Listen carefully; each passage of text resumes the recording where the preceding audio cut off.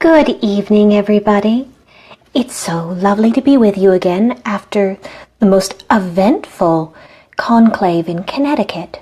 We've gone back to using the little clippy mic since Alan suggested the last few videos I did were a little bit quiet. I'm sure you'll be joining me shortly, and I can give you the conclave news. It was very well attended and an excellent follow-up after my visit to the Prince of Boston, Prince Alfaraz, an Assamite vizier. Now at the conclave, the Assamites were one of the strongest presents. There was also a lot of Ventru. My clan made a strong showing with several who's who present. And of course, there was a very strong contingent from the Independent Alliance, dominated primarily by the Setites, but with a presence from the Giovanni as well. And as they tended to move together in a unified group, they tended to look much larger. Now, as my usual habit, I'll be happy to answer any questions that anyone wants to put forward. But I'll just start talking about what happened. So I arrived after a relatively uneventful journey, and it was a lovely gathering in a historic building that gets passed from prince to prince. In this particular case, the conclave was organized by the Ventru Prince Stokely. Now, I'm not entirely sure which lineage Stokely is. I think he might be one of the orphans. But Prince Stokely called together a little gathering just to make sure that the people in the region could get a chance to talk. There'd been quite a few praxis changes in the last few years, myself included, and there hadn't been much conversation going on. I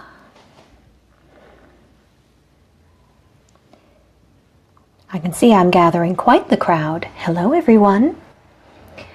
As is our general habit, it's traditional before you go into the main gathering of a conclave to hold a small clan meeting. And I had the pleasure of spending time in the company of Lady Cardos, mother of her lineage, and the guest of honor for the conclave, Lady Duval, the White Queen. If you haven't met her in person, you must. She is resplendent. She arrived just as we were all making our introductions and glided into the room in a cloud of white. It's an inspired choice for her. Most people at these gatherings, to match our tendency to look a little pale and faded, pick darker colors and jewel tones. I think in the 80s they would have said that most kindred were winters. Now, I myself have always been a natural winter, so dressing to such tones suit me. But she was in sharp, brilliant white decorated with diamonds. She looked something between a bride and a Greek goddess. It very much suited her with her piled-up dark hair. She was, of course, lovingly attended by her son, Pau Lamarca, an elder of considerable note, and master of the cross-Atlantic voyages that many of us made when we settled ourselves in the New World. There's quite a few of us who still have a boon on the books for that little cruise that we made.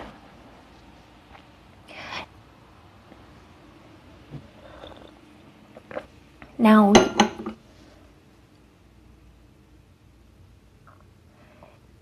you might wonder about my headpiece. I had it specially made for the occasion. I'm wearing it again since I got so many positive comments about it, and I thought you'd be interested in seeing. You see, it includes all the colors of the Canadian foliage, maple leaves, representative of the place that I now call my home. Canada can be considered to be a collaboration between the Ventru and the Toreador. And it's very lightweight. It sits upon my hair like it's absolutely nothing. To be honest, over the course of the evening, I kept forgetting I even had it on, and people kept telling me how much they loved my crown. Now, at the time, I preferred to wear this instead of the coronet that I prefer when I am serving as prince, as I was acting under my elder status. And I didn't want there to be any confusions whatsoever about how much prestige I might possibly carry. This is very important because the conclave itself was a gathering that depended a lot on social subtlety, positioning, and where you got to sit. Now, I would say that it was a lively evening with something for everyone.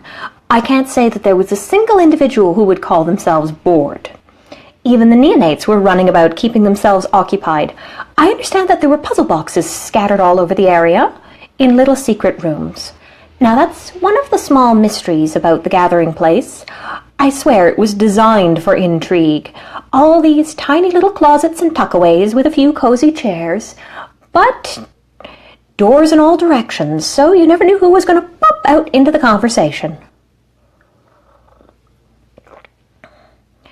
Now, the other worthwhile persons to mention would be Dr. David Archer, who, due to the sponsorship of the Duvals, as Lady Duval was the guest of honor, gained the position of Master Harpy for the evening. As he's a neonate, he took a more subdued position, but conducted himself beautifully. And of course there was Lady Cardos. As soon as she stepped into the Ventru meeting, she took charge. It was galvanizing. You could watch the whole tone change. Well, Lady Duval is, as her name, the Queen, a swan who sails serenely along, surrounded by her followers. Irma Cardos, luminary elder and mother of her line, is a hammer, bold, brave, and ready to take charge. There were, of course, Ventru who were of lesser social standing, and I would say that they all behaved themselves in an exemplary fashion. That is to say, except for the infiltrator who attacked Prince Stokely. You may have seen the notices of blood hunts going around. Apparently, through all the glamour and conversations and joy, someone wasn't content to let us enjoy our evening in peace. An infiltrator, Hugo Duval, stepped in and attacked the prince. Luckily for everyone, the elder Ventru survived this outrageous attack on his person. And of course, he blood-hunted him immediately. And of course, to show my support for him, I called up a blood hunt as well to affirm this. I believe the current count sits at 17 Camarilla cities having blood hunted him. There's some sources that suggest that the Sabbat have put him under a wild hunt, which seems to be the knockoff version of a blood hunt. There always seems to be an equivalent cross-sect. I mean, there's a harpy equivalent and there's a sheriff equivalent in most sects. I'm not so sure about the Sabbat. I would say that I don't have much contact with them, so I haven't memorized all their positions. And yes, I do hope that Mr. Duval never does, but if he does, I am quite sure that my sheriff and my scourge are equipped to deal with him. Which, speaking of which, I do need to get around to promoting Mr. Walker to scourge.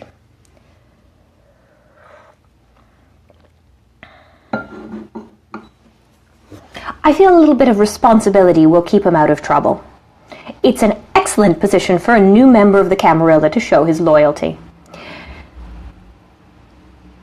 Now, there were many other sparkling individuals present, excellent way to put it. For example, there was a gorgeous green siren who spends most of her time at sea, opening oysters to give people pearls. She's a child of Jean-Louis d'Orleans, and one of the most beautiful creatures I've ever beheld. She's absolutely covered in scales, so I can see why she normally spends her time at sea, but she was willing to go farther afield.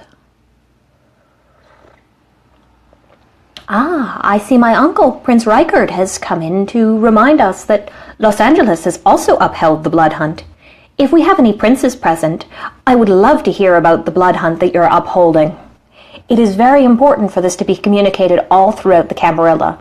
For an attack on the Conclave is more than just an attack on a single prince. It's an attack on all of us and the institution of the Tower. But specific to this Conclave, it was a very inclusive one.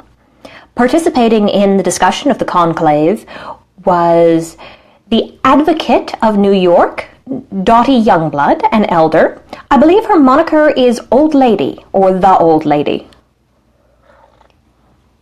which I suppose is one way of handling the issue of being an elder anarch. At least it's honest about it. That's something. But on the subject of anarchs, I will probably need to get to that later, as there's a matter that would be interesting to princes and sheriffs of any particular domain, and perhaps even constables, although I imagine the anarchs have their own means of carrying information, and the hatchets of the Independent Alliance. One supposes that if there were Sabbat watching, they would be concerned about this matter as well. But it was not all play at the evening. It was a working vacation. I was not just there to enjoy myself. I was there to make sure that I talked to all the important people, and some of the people who aren't important yet. For one of the best parts about our condition is that though you may start in a lowly place, the turn of the wheel of fate may see you positioned in an entirely new place in only a century. The teeth you punch today may be biting you tomorrow. As such, it is very important to commit. If you are going to go to war with someone, go all in. None of these half measures. They never end well. People hold grudges, and it can be quite terrible and unpleasant for everybody. 2 centuries later, children get murdered, ghouls get poached, cities get burned down. Same old story every time.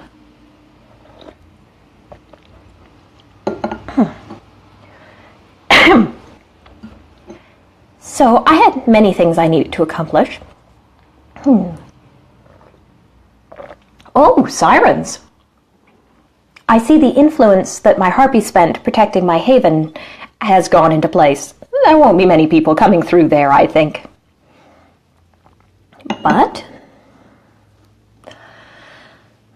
one of the first things I needed to take care of in the evening was with an unaligned Mr. Graves. He had called a boon upon me, and as is right, I carried through with my agreements and gave him some copies of old harpy records from my Ancilla days, when I maintained a vast report of the various comings and goings as boons. In recent nights, it's been necessary to employ forensic accountants with so much back and forth boon packaging where you don't just trade an individual boon. You take a stack of trivials from miscellaneous persons and sell them in job lots of 10, or in some cases I've seen whole batches of 100 trivials saved up being passed about this way. Sometimes they're sold in little surprise packages for when you feel like gambling. You'll buy a stack of 10 trivials where you don't know their provenance, you just know that they're still good. But with boons flying back and forth between sects, it's now getting a little difficult to track what went where. So Mr. Graves, who's unaligned, works between the sects, taking information and cross-checking it to make sure that someone hasn't accidentally sold the same boon 3 times. That did happen, and it was very embarrassing, but it was clearly a clerical error. The person responsible issued a boon all round to all parties, and as harpy I was able to smooth it over.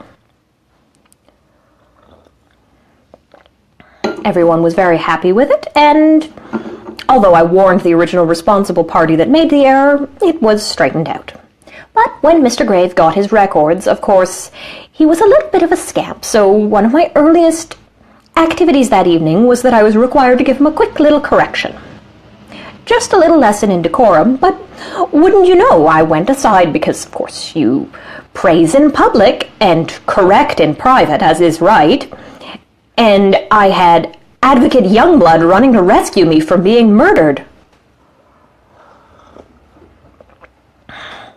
Now, well, it's very nice that she was concerned about me. I'd like to think that most of the time it's perfectly reasonable that an Elder Ventru should be able to take care of herself when she's merely giving a little bit of information about appropriate decorum.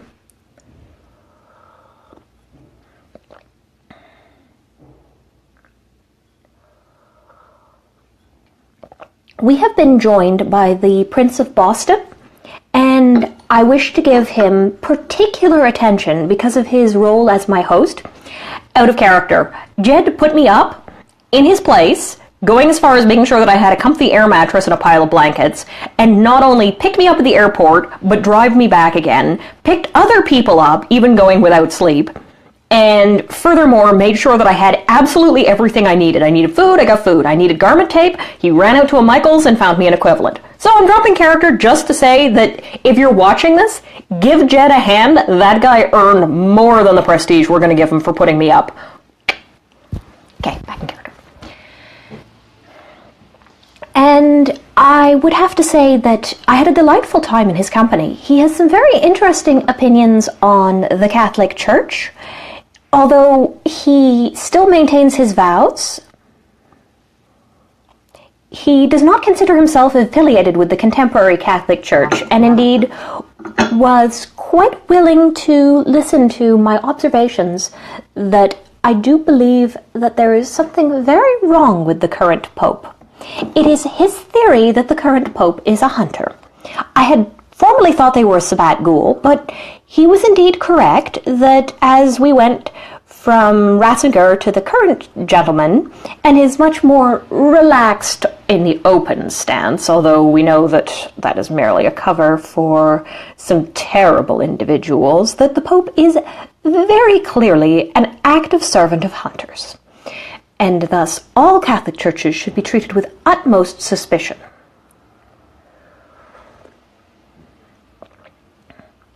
As such, I think I found a kindred spirit, and indeed made sure that he was familiar with the ways of fortitude, so that he was capable of representing himself with all the defensibility that an Assamite vizier should have at his disposal.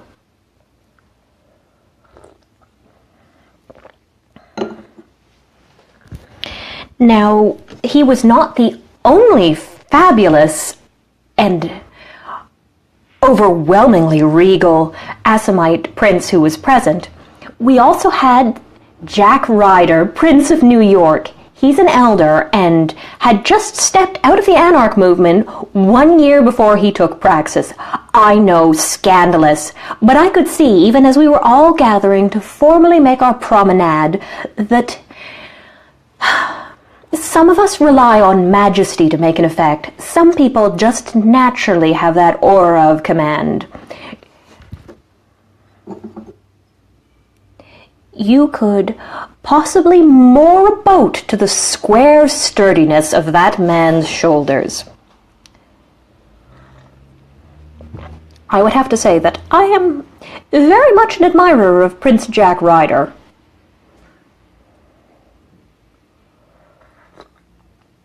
There were also various other important Assamites present, including members of Elder Zacchaeus' line. Now, with Elder Zacchaeus, he was out in full force, but given the somewhat awkward situation that Prince Stokely had also invited a mountain loyal Assamite.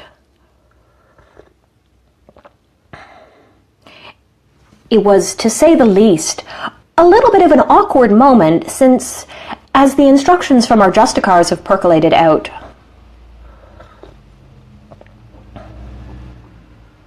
well, there's some dispute about what precisely it meant. Does it mean kill all mountain loyal Assamites on sight?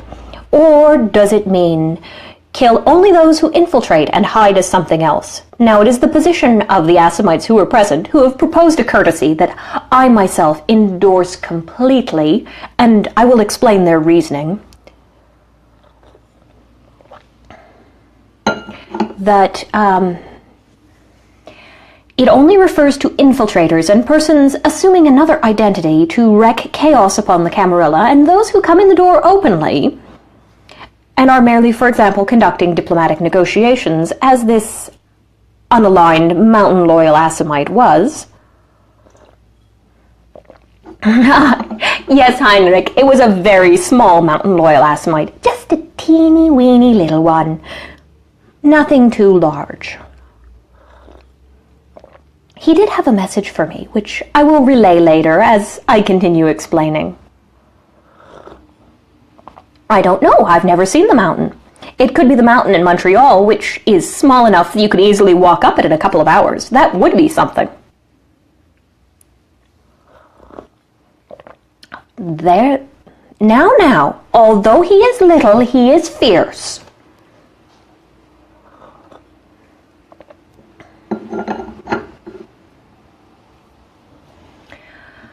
Now, in the particular matter of our entrance, we were given the ability to enter within our numbers. This somewhat surprised some of the princes. Now, myself, I tend to take a more easygoing attitude as long as the principles that underlie good manners are followed. I do not personally feel that one should be too rigorous about specific protocols. Manners are to prevent each other from killing each other by having shared customs that we understand, and when they start becoming a reason to kill each other, they've failed as manners.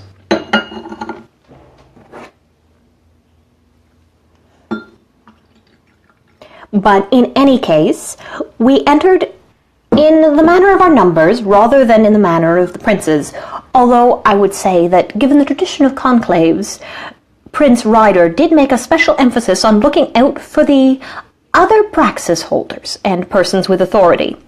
And again, this was a very inclusive event, although I would not say that the Independent Alliance accumulated amongst our numbers when we were sorting persons by praxis. Dottie Youngblood was included with the same deference that myself and other praxis holders were shown for much of the evening. This is something that, for the Ventrues watching, I wish you to remember. We Ventru are one of the most progressive clans. We understand the presence of the Anarchs, and we understand their value, as well as recognizing their leadership.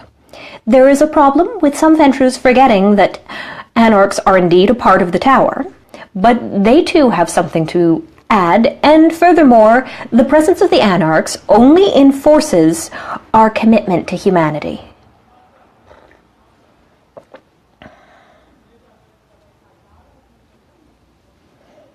Now, as an accidental little quirk of our arrival times, this meant that Prince Stokely ended up greeting some Elder Setites first, which is actually how I ended up meeting some very interesting people, including a luminary elder Numerius. Now, I don't know why he's called Numerius, because there's only one of him.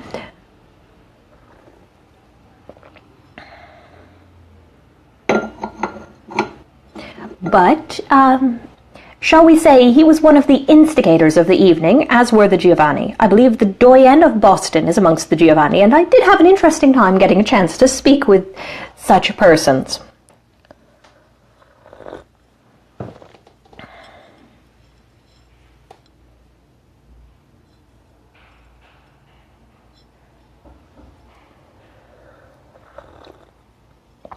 There now, I've caught up with your comments. I just wanted to stop talking for a moment to make sure I didn't miss anything, particularly with my grandfather and uncle present, and of course Dr. David Archer.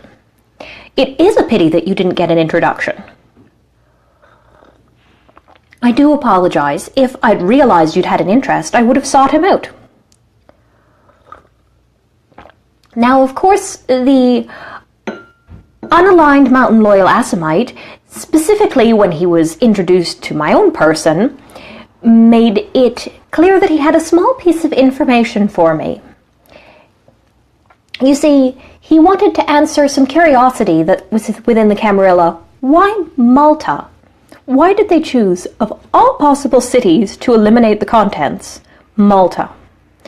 Now, there was other reasons you might think of, but it was explained to me by this unaligned mountain loyal Assamite that this was a specific message sent to my liege, as he has a long-standing sentimental love for this city, being a place where he spent considerable time.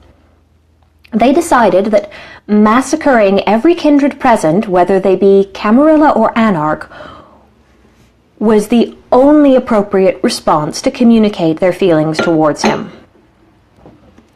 Now, it's quite possible that I was simply having my chain yanked, but I could only go by what they were telling me.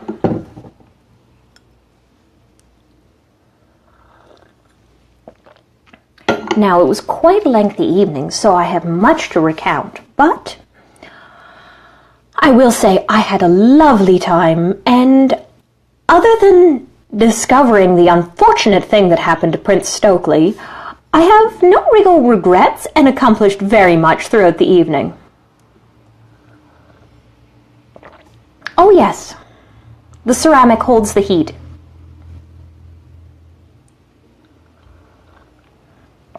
Justice for Malta indeed.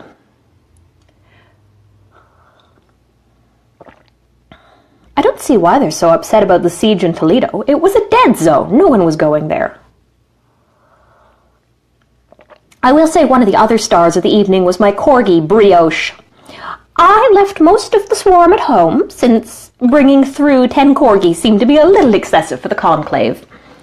I do have quite a bit of personality, but I feel that even I would be pushing my luck to be bringing that many puppies past people. And I have another anecdote about Heinrich and the puppies in a little moment. All right, no buzzing on the system. I'm trying to talk to people. Alan, make it stop buzzing. I'm trying to talk. There, Alan will take care of that for me. He's a good man.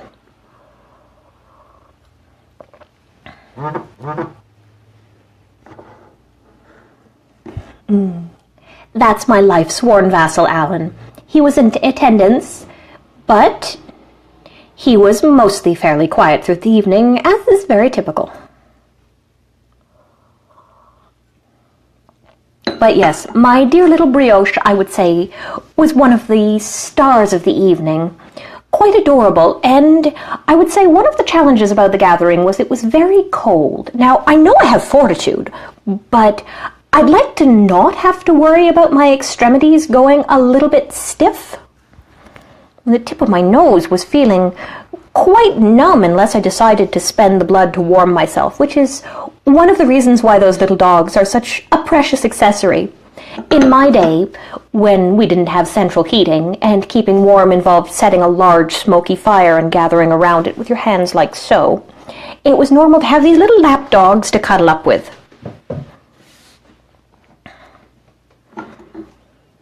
And they can be an excellent way to this day of maintaining the masquerade, for they allow you to not have to focus on spending your precious vitae. Now, myself, much of the time, I expend the vitae for the warmth, for I find it's a courtesy to show respect for others to allow them to clasp a warm hand in greeting.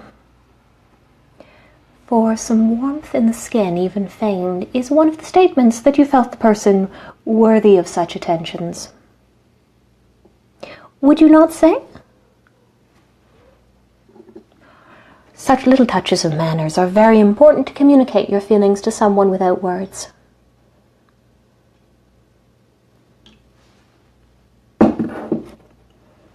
In any case, one of my many duties is one of the more prominent and recognizable, although I am not strategoi at the moment, but it's possible that I may be called to service. I know that the position has been considered for me, but I would require the support of a significant number of praetor within Canada, and well, I do not have the support of many of them. I don't count my chickens before they're hatched.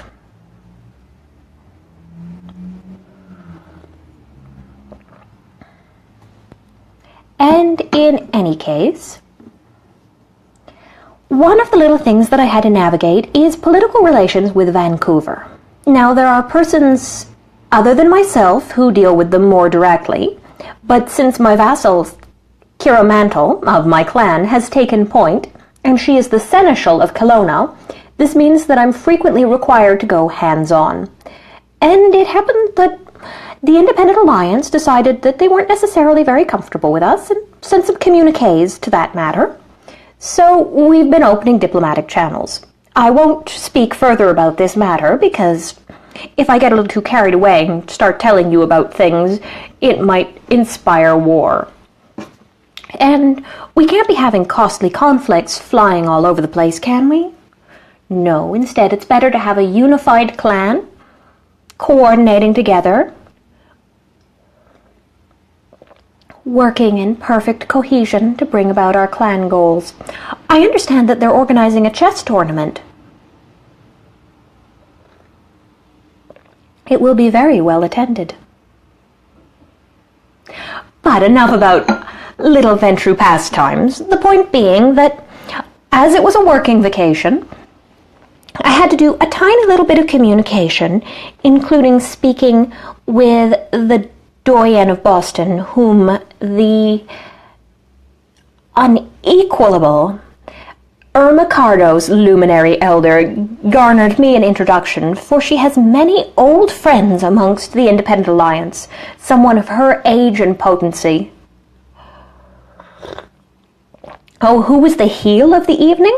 Well, that's an easy question to answer. Hugo Duval, who shamelessly attacked the prince.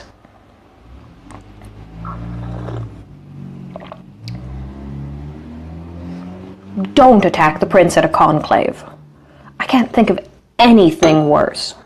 Well, possibly killing the prince at a conclave, but blessed be, that didn't happen. As such, after we had our formal conclave discussion, we were going to have a little gathering of the Independent Alliance. But first I will talk about what we talked about. Now, we had a last-minute request for discussion, which was passed about. Someone sent in an anonymous request to formally condemn... Oops! Let's try not killing the camera. Alan, you need to install a stronger stand. In any case, the anonymous denunciation went as follows. Whereas the role of Harpy is to serve as the arbitrator of social propriety in the domain, whereas the selection of the Harpy is properly vested in the authority of the primogen of the domain, whereas the jurisdiction of the Harpy is tied to their domain and their ledger of prestation, which is not true. Your ledger of prestation in the case of a few Harpies is their edict memory. Whereas efforts by a Harpy to exercise their influence beyond that jurisdiction improperly intrudes upon the jurisdiction of others, whereas such actions are understood as an effort to undermine the stability of our society, collaborating with, possessing, or distributing the publication known as the Tower Herald or any similar publication by Harpy Kevin Hagen shall be deemed scandalous, and the offender shall be seen as disgraced. Now, this is rather bold words, but it's a conclave, a place where there is considerably more free speech on the subject. Now, there's a few reasons why this was a little bit, shall we say, overly bold.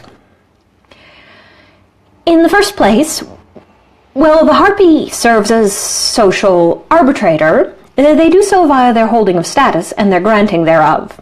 The Tower Herald, when distributed outside of domains, does nothing of the kind. You will never hear either Miller Hagen, or for that matter, Harpy Kenji of the Sectarian,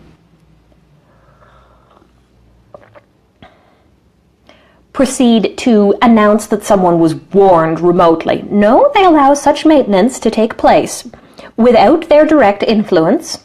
They merely carry news. Now, you could argue that the Harpy's main duty is to carry news back and forth, but certainly no vampire is banned from talking, and it's understood that kindred communicate. So since there are no boons being recorded, no status being granted to affirm or punish those persons who are misbehaving,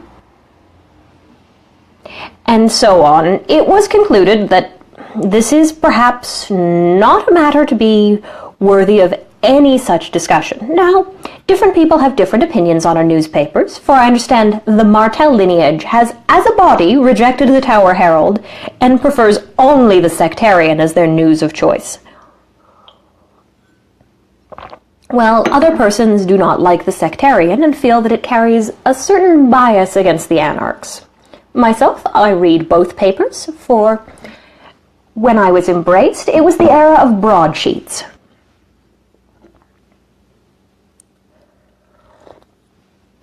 Now, absolutely nobody stepped forward to identify themselves as attached to this.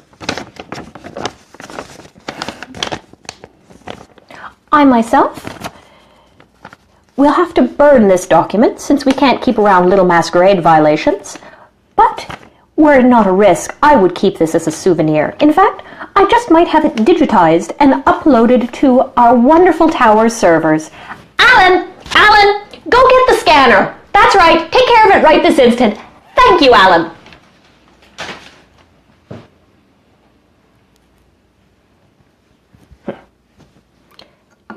There.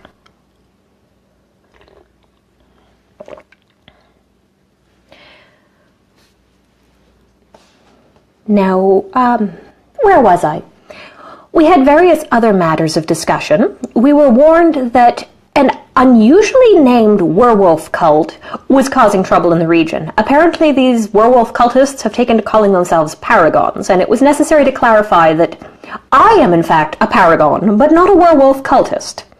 My status as a paragon is such that I am worthy of having a vassal who has sworn themselves to my service for life. In my case, I am currently served by Alan, after I fear my previous life-sworn vassal, when I achieved such status within my clan, was Taylor Fowler. Now, Taylor Fowler is still extant, but he was required to take a leave of absence due to his nerves. He was never the same after the incident.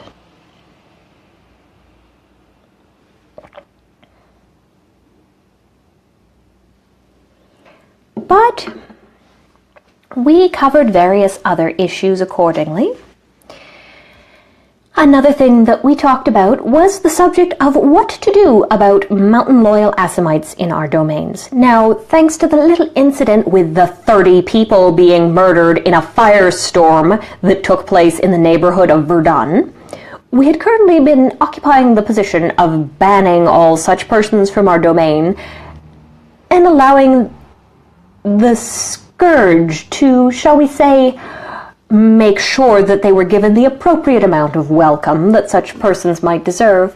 But I had a chance to talk with both Prince Ryder and Prince Alfaraz, and I learned some very interesting and valuable things about the Assamites. Now, as you are aware, the Assamites are currently experiencing a schism. Each side claims that they have the true vision of such things, and we have endorsed and embraced the viziers within our clan, and very evidently they've risen to positions of prominence very quickly. I've long felt that it was lacking to our benefit to have the heralds of the Arab Renaissance sitting extant. They are one of the more powerful and talented clans, and we were all lacking by not having their presence. But it's a little bit more complicated. Much as the Nosferatu have a difficult relationship cross-sect, and are ourselves as Ventru recognize the value of the Anarchs as being essential and worthy of prestige within our own clan, while there is a schism and considerable amount of risk and violence, many Assamites caught on either side of the divide are also dealing with friends. And while the viziers will always work with the Camarilla and never seek to collaborate outside of the tower, in this particular instance, they suggested a position of clemency, rather than outright killing those unaligned Assamites who choose to identify themselves. And in this particular case, I prefer to follow the spirit of the Camarilla and allow the members of a clan to speak for what they think is best for their clan. For that is one of our strongest strengths. We identify that our kind is strongly clanist, but we also identify that where we are capable of compromising is where we respect each other's differences. Their particular courtesy, which I strongly advocate any princes who may be hearing this to also endorse, is that visiting Assamites from the mountain who identify themselves openly will be required to submit a sample of hair or blood to the appropriate authorities of the Camarilla.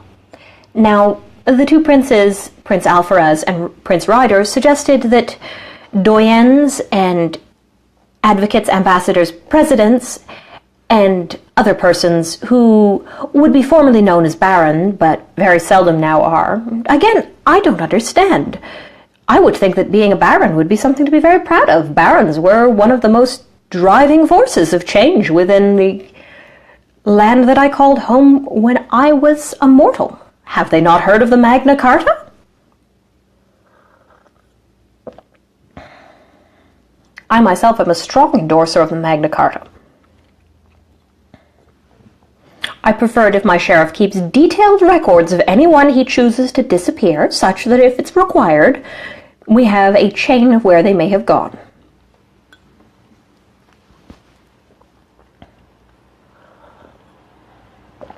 But having the Magna Carta, in effect, is just one of my personal courtesies. Ah, yes. One of the problems with having a millennia or two of history is that you have everyone's bad behavior when the standards for behavior were considerably different. It's one of the problems with talking about the atrocities of various sects. When I was a very young person, it was perfectly normal to give children moral edification by taking them to watch public executions. These days, participating in a public execution, as we all know, is damaging to the humanity.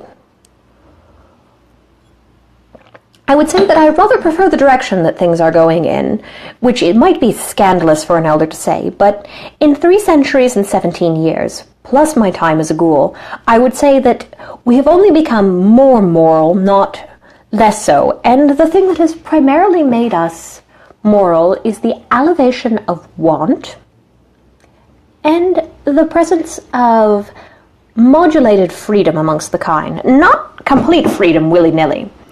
To be perfectly honest, when I was alive, there was a considerable amount of freedom because there was no means to track, regulate, or control most persons.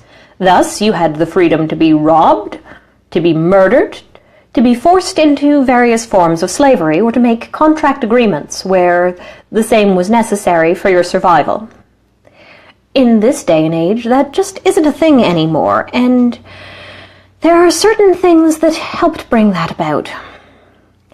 One of the things I'm deathly afraid of is should, and God forbid this ever be the case, the masquerade falter, it would bring about such an age of religious oppression that I'm not sure the kind would ever recover from it. Now, if the mountain loyal Assamites refuse to identify themselves or refuse to leave a calling card, it of course is the privilege of any prince to deny them hospitality and remove them from their domain, either from being able to be there or from any domain ever.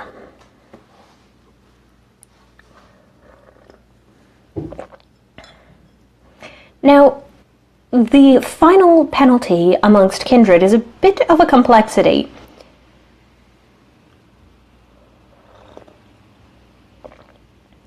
I have a complicated relationship with the death penalty, or I should say the final death penalty. I don't believe in using it for the kind except where absolutely necessary. Well, Uncle, demos just means mob rule. But if there isn't a modulating factor on any democracy in the form of a constitution that is rigorously enforced, it has a tendency to slowly slide into an oligarchy being in charge. The fundamental problem with all persons is that they need competent managers. The trick is to make your social contract such that your competent managers are rewarded for their services and not maligned and treated like, how would it be put, poorly paid workers within a franchise that makes rapidly prepared ground meat sandwiches under golden arches. When you're treating your leadership like that and bringing all your complaints and whines to them, that is a non-functional system. But the Camarilla provides precisely that. As an elder, I am established and privileged, but there are expectations of conduct. Were I to declare myself the new empress, install myself over an imperium, and force the neonates to carry me around in a sedan chair, using the full brunt of my majesty to wreak my will upon them, I would very quickly find myself branded a heretic. There are things you can do, and there are things you don't do. And such is the restrictive power of the Camarilla. Similarly, the Camarilla is a good compromise to encourage those clans who might be inclined towards either paths or to Perhaps dabble in things that make the other clans uncomfortable or cause your humanity to not so much plummet as spontaneously burst into flame and fall off. But the Camarilla provides this little opportunity of safety, such that you have an expectation of protection through its laws and agreements, but also the understanding that the traditions of your clan will be well received. For example, a Bruja is relatively acephalous. They tend to organize themselves in the manner of tribal leaders, with themselves orbiting around a person that they identify as being a king or queen, with volume, who proceeds to diffuse power amongst a few other individuals that they consider prominent.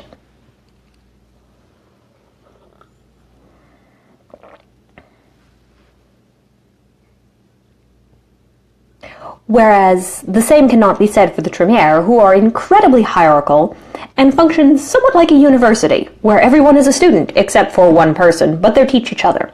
Shall we say they are the clan of the endless graduate school. As far as my alliance with other princes, I have a close and excellent working relationship with Prince Ryder and Prince Alpharaz. I will be considering their propositions of shared courtesies with every respect that their words are due.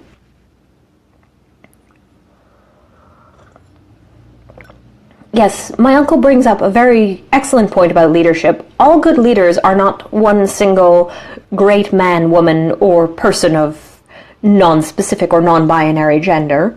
They are groups of people working in cohesion. That is one of the little tricks of being Ventru. We are a metacratic organization where your prestige within our clan is determined by your successes. This is one of the reasons why it is very easy for us to recognize the value of anarchs in particular. Anarchs that step into leadership positions and perform well in it are deserving of recognition, regardless of whether they are Camarilla or Anarch, and their priorities and our priorities are more often than not in alignment. The trade-off, of course, is that Anarchs receive considerably less privilege from the Justicars to whom we both respect, in exchange for being required to provide less responsibility. While Anarchs typically have a better understanding of hunters, they tend to be less willing to make the choices necessary to maintain the masquerade because they prefer to preserve their humanity. I found it much easier to understand the Anarchs when I realized that they were very similar to the practices of the mortal church, where you would step out of mundane and profane life, where I fear the tower often must get its hands dirty, and in exchange for that, they were able to contemplate their moral selves.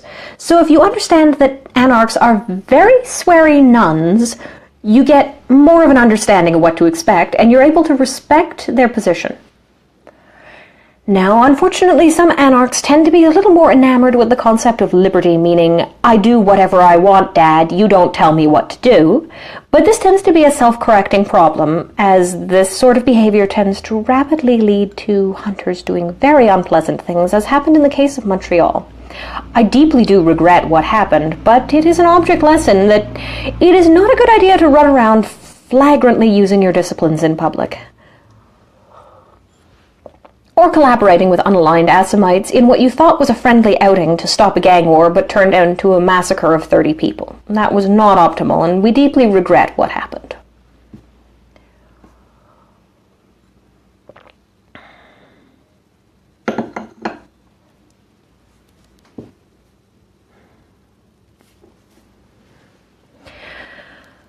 But in any case, that is getting a little off topic of the Conclave, and you didn't come here to listen to me talk philosophically. I am not a scholar, and I would bore you all to tears. You came to find out about the who's who, what people wore, what they did, and where they went. Now, there will be a Harpy report out shortly from the Master Harpy, and I'm sure we're all enthusiastic, and I know the Tower Herald has a scoop. I suspect that the Sectarian will also be following up with their own information. So, following the discussion of the Conclave, where I would note there was one other little thing.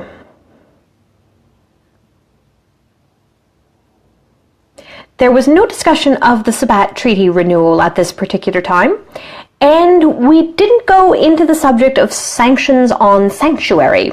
That discussion was taking place at the Sanctuary Summit, where they discussed the situation with Toledo, the Mountain Loyal Assamites, and Sanctuary, and will be covered in a separate press release. Perhaps I'll do a separate film.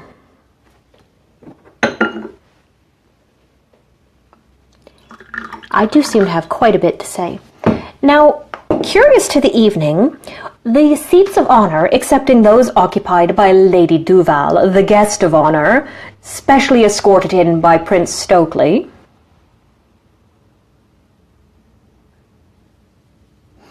Ah, yes, the October Massacre. Such a tragedy.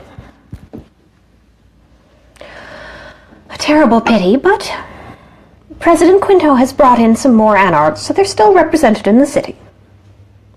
They will be taking over Laval, which gives us a territory agreement, and we can perhaps work on more pressing problems than whose sect is bigger than whose.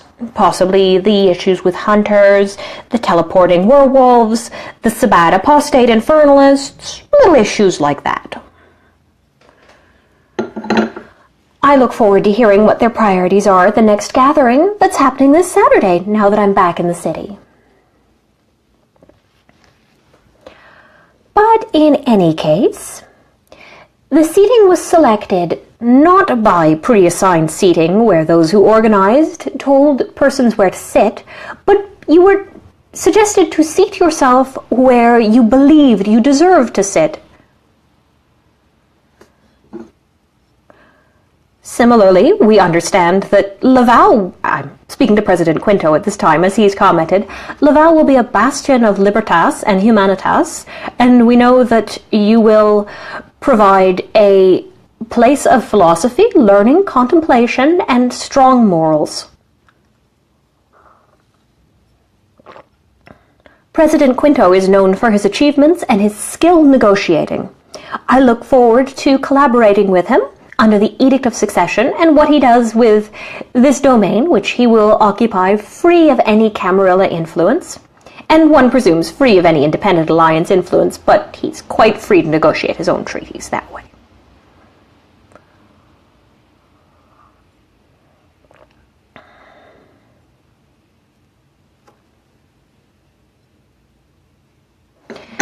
But in any case, the seating at the Conclave was not done by assignment, but done by self-placement. Add a character note. I've never attended one of these big United States Conclave events before, so I didn't know out of character what the expectation is. And a lot of the stuff that you do in these games is not actually written down in a book. It tends to be based on a shared idea of how it's supposed to work, because you're collaborating in a game of improv. So I had no idea where I was supposed to sit, but because I've been getting a lot of mentoring and support from more experienced American players, this meant that I was helped out a bit to be able to correctly portray the level of pomp and ceremony that an elder prince would. So I want to say a thank you to both Jed and Greg, who identified that I was kind of floating, not knowing out of character where the heck I was going to sit, but thought to actually go and find me. We also wanted to retrieve the prince from New Jersey, but unfortunately there was a miscommunication, so he got stuck in the back. So we're choosing not to be too mean to the Prince of New Jersey about not joining the rest of us at the Conclave, because he didn't realize that he was actually okay to sit there. We were doing it in a Masonic hall, and that meant that you can't sit on the special magic thrones. You can only sit in the smaller thrones. So he got the instruction to not sit in the magic thrones to mean don't sit in the chairs in the front at all. So I'm going to drop back in character and back to my happy chatty self. So, as it particularly happened, I was sitting next to the true Assamite princes, which was a very pleasant place to be. Now, it could have turned into quite the brawl if things had been an argument, but in this particular case, Advocate Youngblood occupied a seat in the row of princes, and of course there was Prince Stokely and the guest of honor, but we were left with one single chair, and nobody in particular to fill it. Luckily for all of us, Lady Irma Cardos, luminary of Clan Ventru, felt that she, amongst the gathering, was worthy of sitting next to the guest of honor, and so she took her place. This meant that it was 2 Ventrue elders, 1 Ventrue prince from Canada, who's also an elder, 1 hosting Conclave Ventrue elder, prince, 2 Assamite Vizier elder princes, and Elder Advocate Youngblood of New York. A very broad representation. Now, as a Camarilla event, it was very inclusive, and her voice was included as well in this particular process. I would have to say that we all gained by her presence, and I've been happy to strike up conversations with her about coordinating efforts with the hunters. I will get to that point shortly. But in this particular gathering, we resolved that tiny issue of who was going to sit at the chair because Cardos had enough boldness for everybody.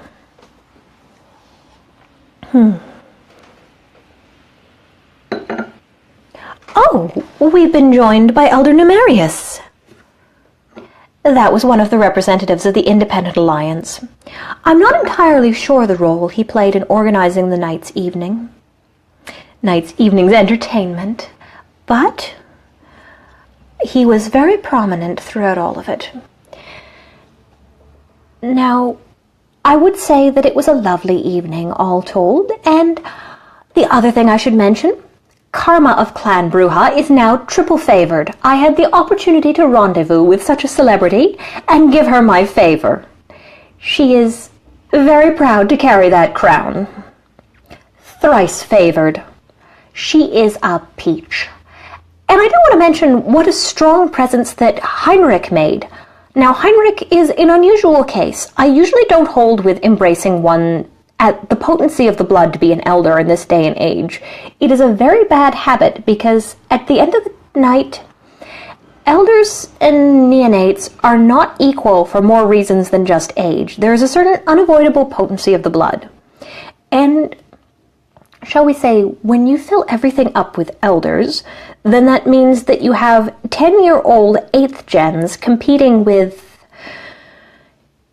50-year-old or 100-year-old neonates and ancilla. And this can be a little bit of a problem because it's very easy for someone with high blood potency to just roll right over top of those with lower blood potency, which means that all the positions of power and prestige that might be equally well held by a person of less blood potency are grabbed up with those who have it. And this tends to encourage certain, shall we say, regrettable... There's no better way to say it. If you make too many elders, you cause competition because people feel like they can only get a position of power if they are an elder, and then you have Amaranth. A well-managed system recognizes that both neonate and ancilla are a vital part of the process. Either don't make any neonates or ancilla at all, and that ship in fact sailed because you cannot entirely limit the reproductive potential of other kindred who are below elder.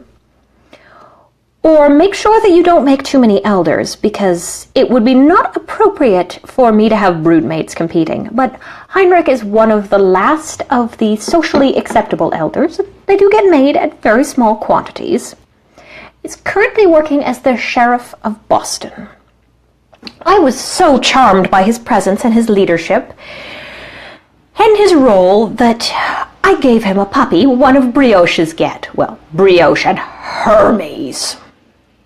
But a prime racing corgi. There was a little bit of a miscommunication. It appears he didn't realize that I was giving it to him to indicate my approval of him, and gave it to his grandsire, Prince Amantis, that's the Prince of San Francisco, and informed him that I was looking for further intimate conversations. Now, that was very charming of Heinrich to attempt to put the elders in communication, but I think he forgot that Prince Amantis is a philosopher king, and the only thing that he seeks intimate conversation with is a scroll. He would have no interest in any form of intimate intercourse with myself. Ah yes, racing corgis. It is quite the thing. You need to make sure that you don't have a corgi that's outside the breed specification, so they still need to have the appropriate leg length. Brioche is my champion, as well as being a little darling, although I may need to put her on a diet. The last time I visited my grandfather, he became a little bit fond of her and was somewhat heavy-handed with the treats. That's not the only dog I own. Hollywood, that's the Harpy of Orange County, gave me a pair of puppies for my embrace day. Of course, in honor of her, I named them Sodom and Gomorrah. And Sodom and Gomorrah are darling little dogs. After about a month or so, the boils went away completely. I do so adore the little creatures. Yes, there are very strict guidelines on a racing corgi. You can't breed them to have flaws, so no knock shoulders or other issues. But they need to not have legs that exceed the proper length of a corgi or a body length past that of an appropriate corgi size. Other than that, everyone has their own particular specifications, and any form of corgi is perfectly acceptable. Myself, I prefer the Welsh corgi. Another funny little anecdote. Well, I was at the Conclave. There was the most precious little neonate. His name was Alec Marks. Apparently, when I was introduced to him, he was given the impression that I didn't speak any English, so someone provided a translation, and I had a little bit of fun at his expense. See, the translation that I was given was completely scandalous and never appropriate to say to an elder. So I burst off into the French I speak, "Zatalor, cretin! Navet!" scolding him until he was quite overcome and terrified and fell to his knees that he'd offended an elder of my stature. It was very naughty of me, but I couldn't help myself. However, all was made well in the end, and I found him and made sure he was awarded a trivial boon for the experience he had, and I've added him to the rotation of persons who I find work for. Shall we say it was a little bit of a job interview of sorts, because he's quite happily found work amongst the various neonates and ancilla I sponsor. Another little funny anecdote about that. Apparently, unbeknownst to me, the sheriff and various other individuals took this offense on my person so seriously that, well, I was accomplishing other things. These poor 3 individuals spent a good hour trying to track me down and make sure that I was not so offended that he might be warned. I'm going to give you a little survival skill. There are 2 ways that happen when you offend an elder. There's the offense where they just flat out warn you like that. Those tend to be quick and short, and as long as you listen to your warning, you're fine. Then there's when you offend an elder, and they just give you this look of disappointment or disgust. You can tell this apart from when you've not offended an elder. If an elder is shouting at you, you're probably going to be all right. You're not going to die if they're yelling. So keep this as an object lesson, and this goes whether it's an anarch elder, a Camarilla elder, or an independent alliance elder. I can't tell you about the behavior of a Sabbat elder. One assumes that you're probably dead anyway. Don't hang out with the Sabbat elders, Sabbat ancillas, Sabbat neonates. It's a terrible idea. I don't endorse spending time with the Sabbat at all. But although this little bit of fun was perhaps cruel, it benefited him. Similarly, when the Harpy of Boston defended sanctions against the Tower Herald and the Harpy responsible, I made sure to pay him a trivial boon afterwards, since it's quite a frightening thing to stand up to an entire row of elder princes, respectable elder luminaries, and in the case of the Dédi Duval, heads of lineages, and an elder advocate, and then find yourself in the position of being the sole voice supporting a proposition. When you are, I believe, merely a neonate, he might be an ancilla. It wasn't very clearly stated, and he wasn't exactly wearing his status on his shirt. But the point being, at a conclave, while there is prestige and decorum involved, it is very necessary to communicate what you know in such a way that we all may learn from it, and I didn't want the Harpy of Boston to feel like we didn't value his opinion just because of who he was. So I gave him a trivial boon to indicate that someday, some night, he will need a favor from an elder, and I will be ready to provide it. You are not being a good elder of the Camarilla if you are not ready to step in and provide support for the neonates and ancilla who rely on you.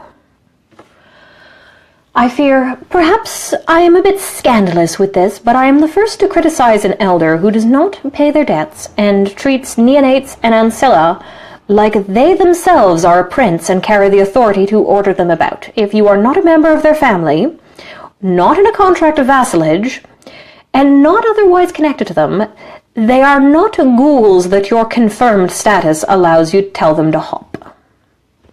But that's just me. If the hierarchies aren't working properly, we just don't have any fun. Now, speaking of hierarchies, a member of the Anarch Militia had something to communicate with us, and I want you to all pay attention. I want you to send out retainers during the day, maybe your favorite ghoul, to the local pharmacy, and see if your local pharmacies are carrying a brand of drugs called Stress X. Apparently our latest brand of hunters have been being very clever. They've put out this drug which, when consumed by mortals, doesn't do anything particularly wrong to them. It's just a mild sedative for those stressful moments that living in this rough, rude, dark world can make, but contains trace amounts of lithium bromide. Now with lithium bromide, it's just a little bit radioactive, which apparently means it glows green and you can see the bones in your hand through it if you get enough. I don't know, science has never been my thing. Anyway, the point being, these anarchs had become aware that this lithium bromide will build up in the system of kindred who consume it. This means that when certain devices are used to scan you, it will be possible to detect those who have been feeding extensively on persons who've consumed Stress X, and thus identify you as a kindred. This becomes a risk to the masquerade, as you are instantly identified as a kindred, and it becomes possible for these hunters to pluck you out of the general population and end you. When the anarchs figured this out, with some rather daring ingenuity, they have developed a design of an excellent scanner. I will be perpetuating its design to all members of the Camarilla, to any anarchs who are not within the internal network of the anarchs, which I'm quite sure they are. But I do suggest that if you are the authority or sheriff of a domain, that you reach out immediately to Advocate Youngblood and see about getting yourself included, and if you happen to have access to a Geiger counter, check yourself. You may already be tainted. Now, I had Alan scan me all over, and the only glow we found was my natural one, but it's very important to think about that. Now, if you're wondering what to do if you find that you're tainted to remove it from your system, the explanation I got was that it's going to cost you a lot of blood. You're going to need to have a fresh supply because you're going to need to flush yourself completely. There's still going to be trace amounts left in you, so it may take several flushing, but what you're going to need to do is reactivate part of your body, for example your arm, and flush your blood thus, as follows, and then extract it from your body. You may even need to open a pore within yourself, but you're going to flush in fresh blood whilst flushing out the old blood. This is almost as bad as what happens when you contract one of the diseases that still circulates within our body.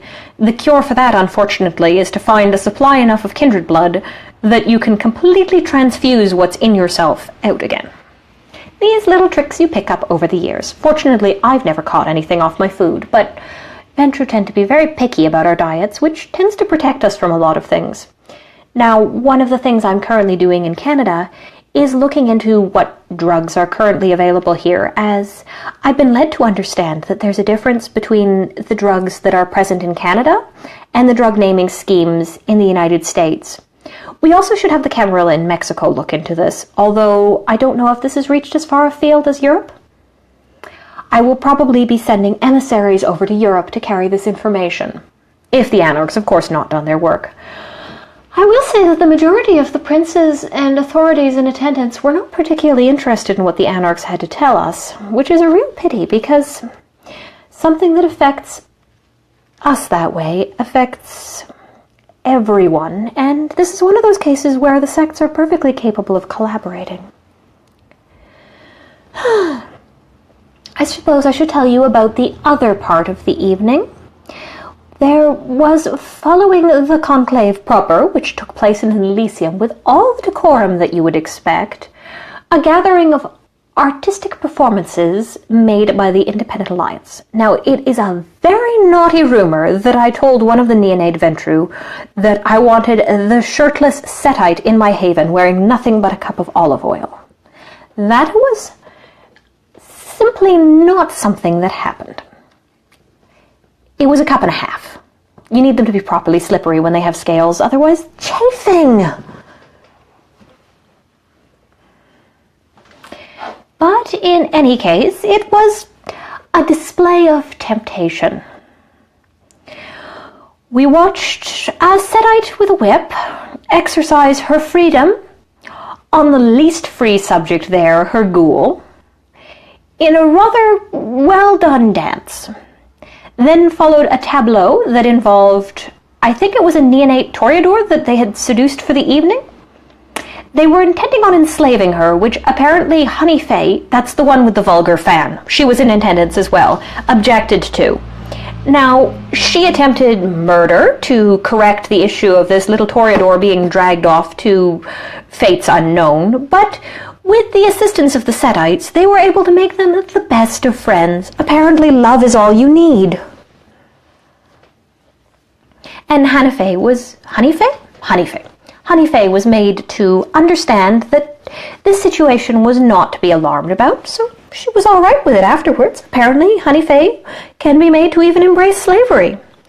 But in any case, I spent some time watching the performances, as a good guest should, and then we got to the final act. Now, if you are at all familiar with members of the Independent Alliance, it is a fusion between the scholarly and the pragmatic, the very materialistic Giovanni, and the very philosophical and, shall we say, idealistic Setites. With the Giovanni, what they care about is it dead, and what can I make out of it? It is quite normal for a Giovanni to explain to you that they work in construction. Zombie construction, but construction nonetheless. And they tend to adopt in modern nights a persona very similar to a member of a Mediterranean neighborhood with a strong working class presence. It's very good that they have a strong cultural presence, but it's either that or they're somber scholars of the dead. So you have either your fun Giovanni, who are full of yucks and exciting slang, or you have your scholarly Giovanni, who are full of seriousness and usually found glowering in a graveyard. And then you have your Setites, where it's very rare not to have a fun Setite. Now, our local Setite is very devoutly religious and is not a fun Setite. He's very calm and sedate and won't hear anything wrong about the Catholic Church. He also doesn't enjoy any sort of jokes that might be construed at his expense. He may have almost murdered my harpy for suggesting to him that we should consider renaming the Independent Alliance the Danger Noodles.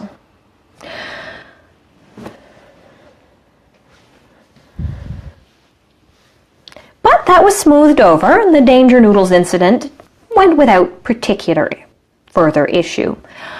But as it followed, the final act of our conclave entertainment, witnessed by, I think, only members of the Independent Alliance and myself, was to extract the still beating heart of the ghoul, who, of course, died, as one would imagine, and then dismember him in a grisly display. Now, my personal morality means that while everyone else was leaving, and it was very kind of Lady Irma Cardos to suggest that I didn't want to see the end, I simply do not allow myself to be unaware of the things that I endorse. If it was present at the conclave, and I made no effort to stop it, I am responsible for what happened, and I therefore should be present, and I should witness exactly the consequences of my action. So, I spent my time there, and I saw what I could learn out of this experience. Blood orgy. Can't say it was my first. I've had some very interesting postings in my youth. Not what you would expect necessarily, but It was only Independent Alliance members and myself in the room, and a slowly cooling corpse being hacked up and took apart for pieces, and a lovely showing of togetherness between all the individuals. And of course, I would give particular credit to Elder Numerius, that wonderful agent of discord and corruption. There he was, sewing up conflict whilst binding his own sect and clan together. Such a perfect example of a Setite I haven't seen in a long time.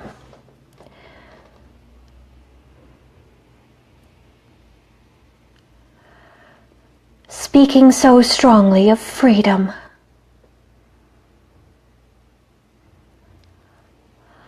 I would have to say that I was quite overcome by the display of gory murder myself.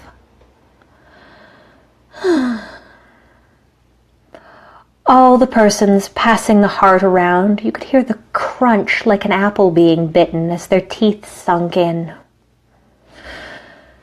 Now, Mr. Kincaid would have nothing to say about that, would he? No, Mr. Kincaid has nothing to contribute on the experiences that the Independent Alliance, specifically the Setites, have to contribute. I don't know. I mean, I'm not the strongest advocate for freedom. A little bit is the spice of life, but complete freedom, well, I'm not entirely sure the ghoul knew what he was getting into, but of course, the freedom of ghouls is not something we ever worry about as kindred. And it was lovely to get to meet Elder Numerius and the rest of his sect. I would have to say I didn't necessarily make the best impression on the Giovanni there, but they seemed friendly enough. And, of course, post-Conclave, it's inevitable that there'll be all sorts of rumors about one's conduct and what one got up to. I got frantically distressed rumors. Did you do this? Did you do the other? What did you do? It's always the way of things. I assure you, if any of the things had been available as an opportunity, it is not the policy to engage in intimate conversations at the Conclave. It is the policy to engage in intimate conversations after the Conclave. I was not asked by anyone to participate in any intimate conversations, and I did not press the point myself, for it was a working vacation. I did have a semi-public conversation with Mr. Graves, the forensic boon accountant, but that was mostly a matter of him discussing his future with whether or not he was considering joining the Camarilla. So that more or less sums up the Conclave. If you have any further questions, I would be happy to answer them. Otherwise, I suppose that leaves everything done. So, I leave the floor to you and any questions you might have. Do you have any questions about what happened at the Conclave? I'm all ears. I'm also available to answer any out-of-character questions you might have about the event, including what the heck am I watching and why do you have leaves on your head?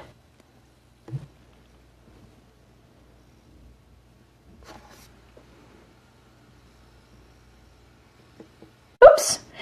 A little bit of a technical problem. Alan! What happened to the video? Do better! There we go. Any questions?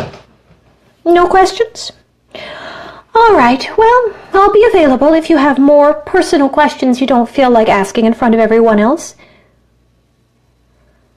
Any questions following up my experience at Conclave? I will be answering them, just because we had a last-minute joiner online. Oh yes, I did blood hunt Hugo Duval. I should probably mention that if you missed it. It's in the Camarilla announcements.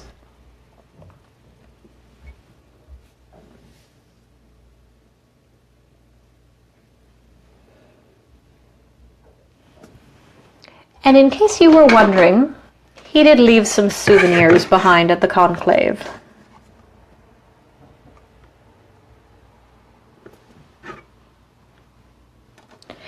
It's branded with the symbol that's on the flag of the ship that he flew when he was active attacking Camarilla shipping.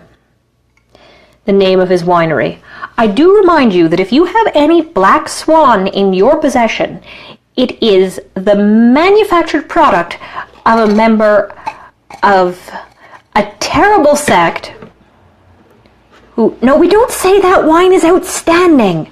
I know it's rumored to be wonderful, the most delicious blood wine in the market, but it is the taste of sin. Don't traffic in the blood wine created by Hugo Duval. Do not get Black Swan. Do not contact any sort of numbers or cards you may be given secretly. It is absolutely forbidden.